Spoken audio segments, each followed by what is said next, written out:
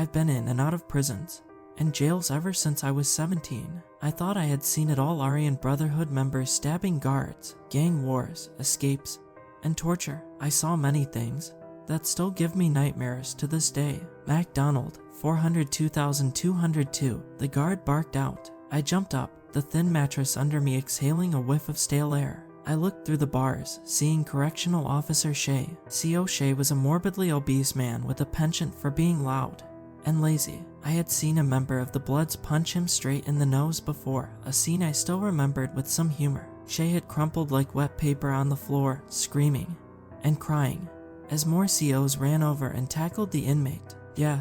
I asked. Shea handed me a sheet of paper. He regarded me with his gray, colorless eyes. "Congratulations, you're being transferred. Pack your stuff. This is your last day at Springfield Correctional Center." You might think I would be happy to get a transfer. SCC was, after all, a dump.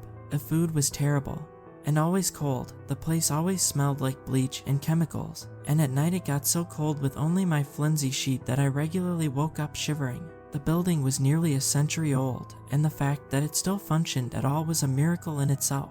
But, to be honest, I was not thrilled about the transfer. I had made friends here and knew the lay of the land. I didn't have to worry about getting jumped or stabbed to death in the showers. As the old adage goes, it's better the devil you know than the one you don't. I was let out of my cell the next evening with all the worldly possessions I owned, which fit neatly into a clear trash bag with room to spare. I owned some prison clothes, toothpaste, a toothbrush, deodorant, a Bible, a pair of sandals, and a radio. I felt the unbearable lightness of my existence reflected in that bag as it smacked rhythmically against my leg.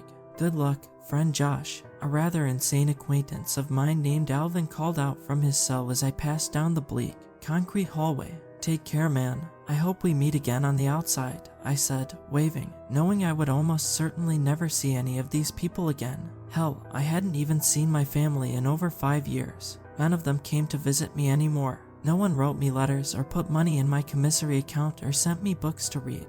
Well, we're all born alone, and we all die alone, I thought to myself as CO Shea walked by my side. He was breathing heavily as if he had just finished running a marathon. I looked over at his face, seeing the burst capillaries on his nose from years of hard drinking, and the squint of his little, piggy eyes. There was a slight gleam of intelligence and slyness behind that ugly mug, though.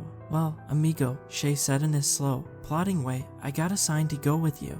I'll be your ride-along buddy. You excited or what?" I smiled faintly at him. "There are worse people than you here, Shea," I said. "Far worse." I got on the prison bus in my bright orange jumpsuit. To my surprise, I saw the back was nearly empty. There was only one other prisoner in the back. Shea sat with us to monitor us. We were also handcuffed and ankle-cuffed. A chain ran down and connected the two. I looked over at the other prisoner, a black guy with a shaved head. I think he also shaved his eyebrows. I mean, I literally didn't see a single hair on his head besides eyelashes, which he apparently hadn't found a way to shave yet. "Sup," he said. I nodded. "Sup." We sat there in awkward silence as Shea plopped down hard on the bench between us. It groaned like a confused old man. "So what do you know about this place, Shea?" I asked.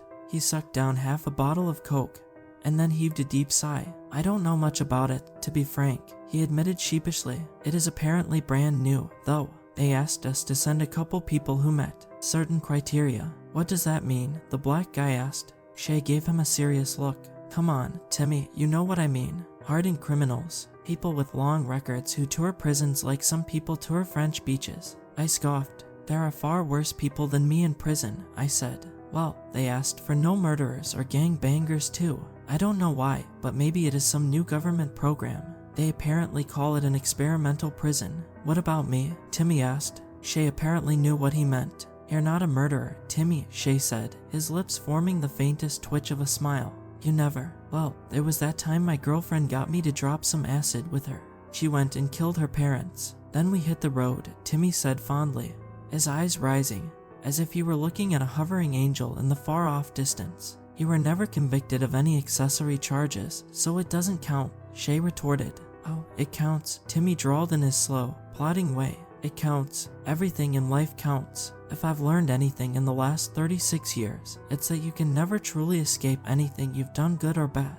I couldn't see much from the prison van. There was a small, shatterproof window in the swinging back doors, but it only gave a fleeting view of what was behind us. I noticed the dark forest stretching out to the horizon over rolling hills. We drove for a few hours. The three of us talking about everything from sports to politics to the recent spate of fatal stabbings at SCC. I felt the van stop.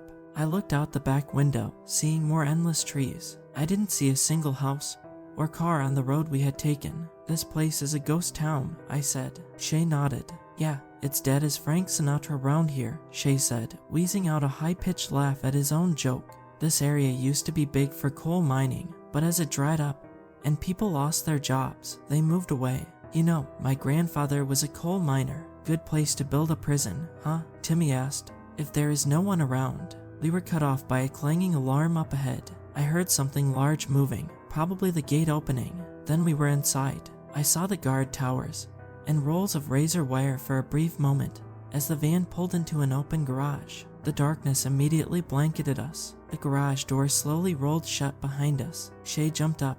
Let's get you boys inside so I can take off your handcuffs and everything, he said, motioning for us to follow. He pulled out a flashlight from his belt, guiding us through the pitch black.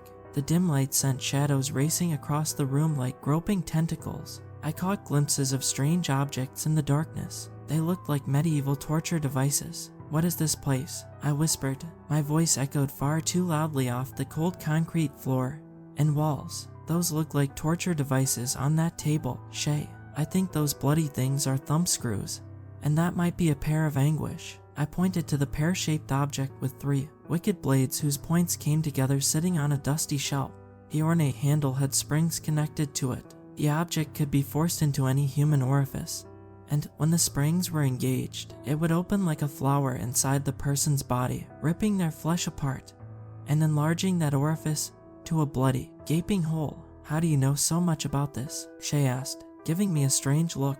He narrowed his little piggy eyes. He continued to fumble with the flashlight, peering around for a door to exit the garage. I looked back at the car and saw the driver just sitting there, his entire body as lifeless and still as a mannequin. I've read a few books, I said as Timmy interrupted us. I see a little red light glowing under that door, Timmy said. Shay focused his flashlight on the spot. Across the room, I noticed what Timmy was pointing at. It was an ancient-looking black door. The wood had started to crack and splinter down the middle. Engraved in silver on the front, it said, "Entrance to North Frost Penitentiary." Hello, Shay called toward the door as the three of us moved forward, the steel chains giving my steps a clinking rhythm. Shay reached the antique crystal doorknob, Timmy, and I stood next to a dust-covered brazen bull, its bronze mouth wide open as if it were silently roaring at us. As Shay pulled open the door, crimson light flooded into the garage. Tinted black glass covered the back wall. A speaker button sat next to the window. I looked to my right, seeing a massive sign sprawled across the wall there. It read, "Rules for Personal Conduct at North Frost. 1. The COs without faces don't work here, and we don't know who they are. If you see one, press one of the buttons labeled Emergency Dispatch that are scattered around the complex. 2. When the red emergency lights come on, hide until they shut off. 3. Do not go into the medical ward for any reason. 4. The warden roams the prison every night at 3:33 a.m. looking for human meat. Don't let him catch you." "What is this, a goddamn joke?" Timmy asked, his dark face forming into a scowl. "Ew, well," Shay rubbed the back of his neck, looking like an obese little boy who lost his parents. "I've never been here before, but this is all pretty unusual, I'll admit." A buzzing came from the back of the room, and suddenly a garish, echoing intercom turned on. "Please remove their chains and direct them through the door on the left," a female robotic voice said calmly in a tone as cool as lemonade on a hot day. "Your transfer will then be complete." Shay sighed in relief. "Good," he grunted. "This place gives me the creeps." "Bro, you can't leave us here," Timmy protested. "What the hell is this place? Where is everyone? Why is there a room filled with bloody, ancient torture devices next to the garage?" Shay put up his hands. "I'm sorry, son, but I have orders. I'm just a messenger here. I was told to transfer you here, and that's what I've done." He fumbled around his belt for his keyring. He came over and unlocked the handcuffs and ankle cuffs from both of us. I stretched, rubbing my wrists. I was glad to be out of those suffocating restraints. "Thanks for everything, then," I said, picking up my extremely light garbage bag of possessions and heading for the door on the left. Timmy reluctantly followed behind. A sign on this door read, "To general population," but when we got to the other side, and it slammed shut behind us, I found a hallway filled with more red emergency lights streaming down. An involuntary shiver ran down through my body. I remembered those absurd rules someone had put up. What had it said about red lights? My mind raced for a few moments, then the answer popped up. It said to hide. A man shrieked up ahead, his voice riddled with agony and terror. The hallway split to the right and left, and I couldn't see anyone. Timmy, and I stopped. "Dude, screw this," Timmy said, turning and running back toward the door we had come through. He tried pulling it open, but it was firmly locked. The scream came again, louder and closer, but this time it was cut off suddenly. I heard someone gurgling like a man with a slit throat trying to breathe, and then everything went deathly silent again. The great, concrete floor of the hallway had arrows pointing forward on it. There were no doors here. There was nowhere to hide that I could see. Timmy and I reluctantly went forward. As we got to the intersection, we saw the dead body of a man in a brown khaki uniform. His sightless eyes remained open. They stared up at the ceiling, glassy and still filled with horror. Deep gouge marks bit deeply into the flesh on his back and arms and chest. His throat had been cut or bit open as well. A spreading puddle of blood encircled his body. I saw a dark blur at the end of the hallway on the right. It looked like little more than a shadow. I whispered to Timmy, pointing. We decided to go left immediately. My heart was pounding at this point. I felt like a soldier walking through the no man's land of a war zone. I expected the attack to come at any moment. The hallway to the left had some doors. I sprinted forward as quietly as I could with Timmy close by my side. I read the first door, to medical ward. Ugh, no, I whispered, going to the second one. I heard light footsteps behind me. Turning, I saw a creature from a nightmare sneaking up on us in the bloody glow of the emergency lights. Its skin was black and shiny like that of a centipede's. In its general form, it reminded me of a hairless werewolf. It towered over us, its eyes like bone-white cataracts, its claws as long and sharp as a dagger, and yet its face seemed almost reptilian. It had two small nose holes like a snake, and a jaw that unhinged and dropped far below its head. I saw rows of blood-soaked fangs. It gave off a low, gurgling growl that emanated from its chest. With a rush of adrenaline and a sense of mortal terror, I pushed through the second door without reading the sign on the front. Timmy was right behind me. I heard him scream as he fell into me. I found myself in a prison dormitory, and we weren't alone. As I hit the ground, I saw a white face peering out at me from behind the bunk bed. The man hiding there saw the abomination behind us and got up, screaming and running away. The creature growled, giving chase. In two powerful bounds, it had rushed across the dormitory and grabbed the man by the neck. I looked back at Timmy, seeing him groaning on the ground. Blood poured from deep cuts on his back. I grabbed him, pulling him up. Let's go, no time to," I said when I was cut off by the sound of a neck snapping. I looked back, seeing the creature had twisted the man's head around in a circle. It raised the limp body to its massive mouth and severed the head in a single powerful bite. "Get me out of here, man, please," Timmy whispered as I pulled him back out into the hallway.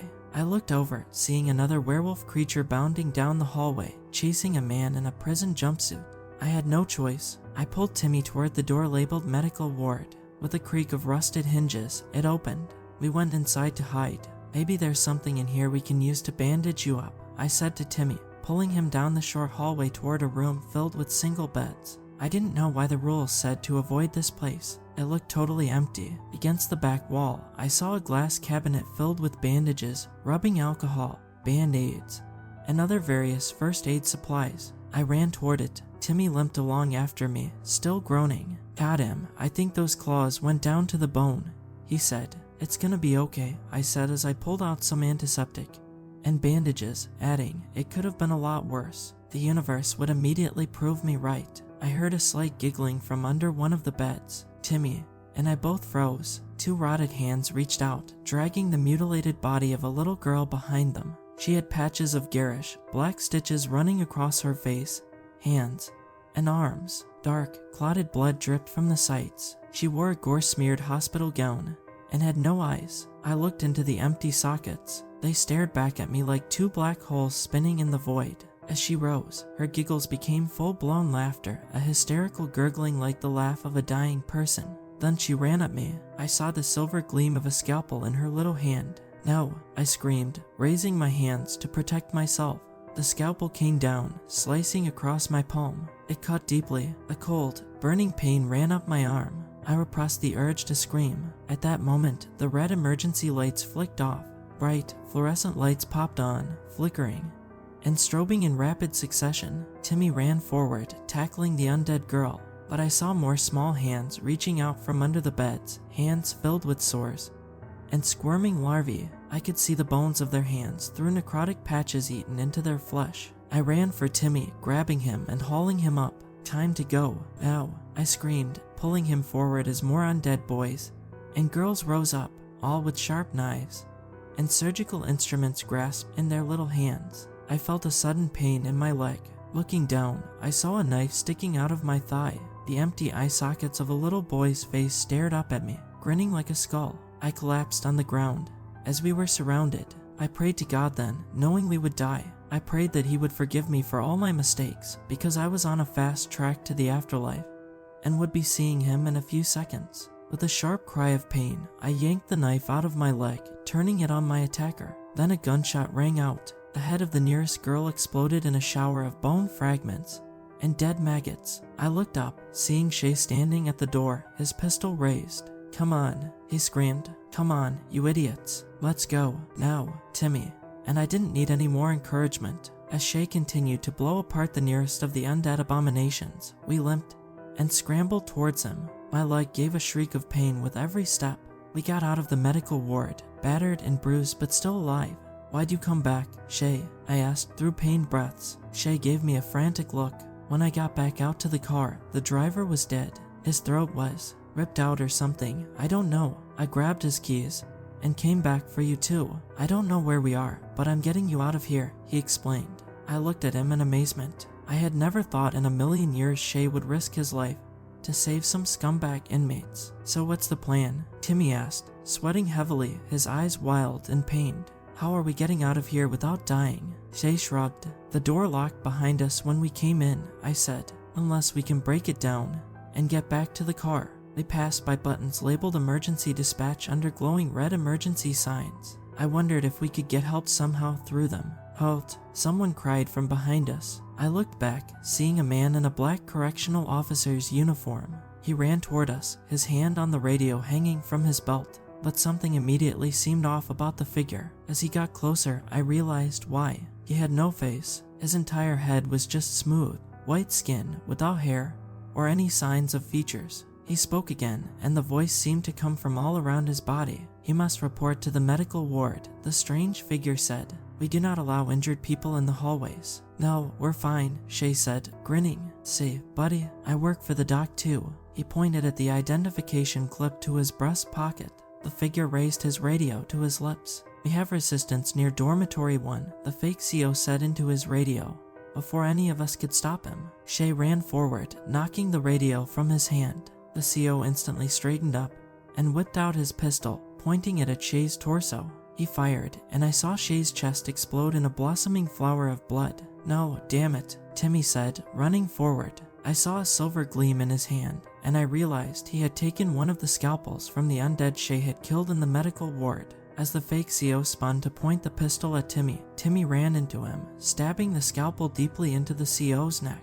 They fell together with Timmy on top of the fake CO. His body weight drove the scalpel deeper into the white, featureless skin. Blood the color of soot spurted from the wound. The gun went off, the bullet missing Timmy entirely, and smashing into the ceiling. The CO's gurgling death gasps seemed to come from all around his body. I grabbed Timmy. "Get the guns," I said. "They're both dead. We need the guns." He nodded, grabbing the CO's gun and taking an extra magazine from his belt. I did the same with Shay's gun and magazine. I pressed the button labeled emergency dispatch as more faceless men appeared far off down the corridor. Then we fled as fast as we could from that hallway, but seeing as we were both in pretty bad shape, it wasn't very fast. At that point, I was just glad to be alive, though. They wandered around the prison, avoiding the faceless COs whenever we saw them patrolling the hallways. They would radio to each other, their voices always surrounding their bodies rather than coming from their heads, which I found extremely eerie and unsettling. A couple times, I saw men in black SWAT suits with automatic rifles gunning down the fake COs. I wondered if this was the emergency dispatch. Timmy and I avoided them as well, and we gave a wide berth anytime we heard gunfire. We passed cells with mummified corpses hanging from the ceiling. We passed dormitories where the victims of the strange, werewolf-like creatures littered the floors, rotting and stinking like roadkill. Occasionally, I would catch a glimpse of another survivor, a pale face peeking out from some hiding spot. But Timmy and I kept pushing forward, looking for a way out. We were in a sprawling gymnasium, sitting down and resting for a few minutes when we encountered the warden. We heard a demonic roar from the hallway, a mixing of many strange and human tongues. As Timmy and I sat up quickly, a decapitated body flew into the gym and a creature from hell followed after it.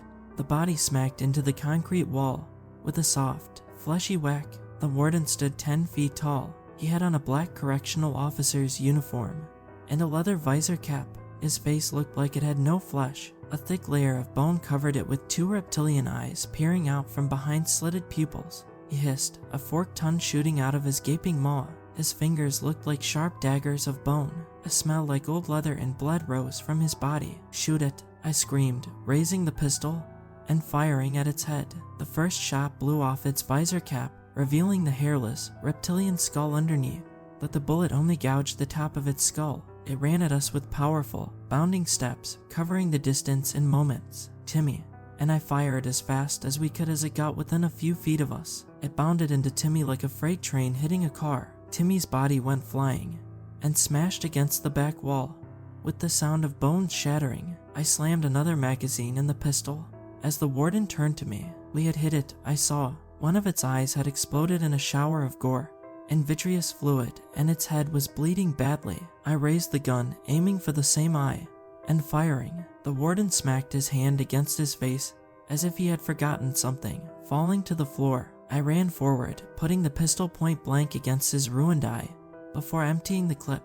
By the end, he wasn't moving anymore. "Oh God," I said, walking over to Timmy. I saw his shattered legs, his broken spine, and his snapped ribs. He coughed up blood. "I'm sorry, Timmy, I really am." His head might have nodded slightly as he died, giving a final death gasp before falling still. I found a ring of keys on the warden's body. In excitement, I ran downstairs and tried the locked door. It worked. I went to the van, pulling out the dead driver and starting it. After smashing through the garage door, I drove it through the gate. It did catastrophic damage to the prison van, but it got me far enough away before the engine gave out. I don't know what kind of prison that was, but I hope I never see that hellscape again.